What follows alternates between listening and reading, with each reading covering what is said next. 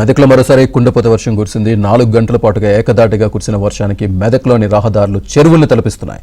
వరద నీటిలో వాహనాలు మునిగిపోయాయి. మెదక్ హైదరాబాద్ హైవేపైకి భారీగా వరద నీరు చేరడంతో రాకపోకలు నిలిచిపోయాయి.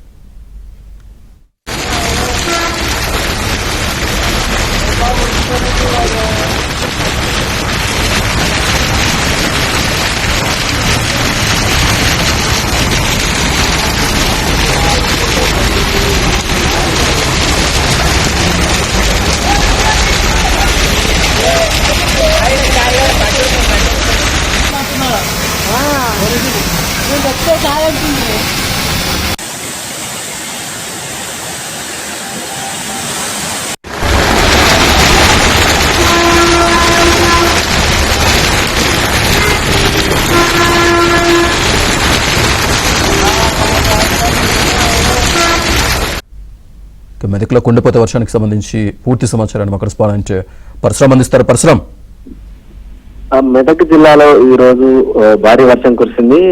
ఈ రోజు ఉదయం 9 గంటలకు ప్రారంభమైనటువంటి వర్షం ఇంకా కూడా కురుస్తున్నటువంటి పరిస్థితి. కేవలం 4 గంటల వ్యవధిలోనే మెదక్ పట్టణంలో దాదాపు 17 సెంటీమీటర్ల పైగా వర్షపాతం నమోదైనటువంటి పరిస్థితి. అంటే గత వారం ఎలాగైతే కుండపోతగా వర్షం పోయిందో ఈ రోజు కూడా అదే విధంగా భారీ వర్షం కురిసింది. దాంతో మెదక్ పట్టణంలో గాంధీనగర్, అదేవిధంగా వెంకటరావు నగర్ కాలనీ, అదేవిధంగా రామ్నాథ్ చౌరస్తా ప్రాంతాలన్నీ కూడా పూర్తిగా జలమయమయ్యాయి. లోతట్టు ప్రాంతాల్లో ఇళ్లలోకి భారీగా నీరు చేరింది. అదేవిధంగా కొన్ని షాపుల్లో కూడా భారీగా వరద నీరు చేరినటువంటి పరిస్థితి.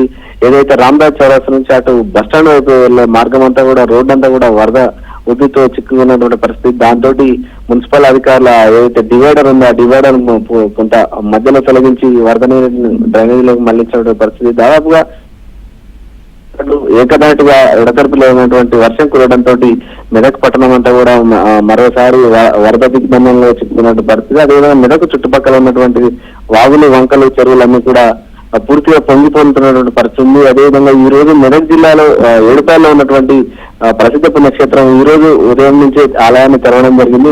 ఈ రోజు ఉదయం ఆలయం తెరిచి శుభ్రం చేసి పూజలు నిర్వహించిన క్రమంలో మళ్ళీ వరద నీరు కూడా మంజీరా నది ఉద్దుతి వర్షానికి ఉధృతంగా రావడంతో మళ్ళీ మూసివేసి రాజగోపురం వద్ద ఉత్సవ గ్రామ పూజలు చేస్తున్న పరిస్థితి నెలకొని ఉంది. రైట్ పరశురామ్.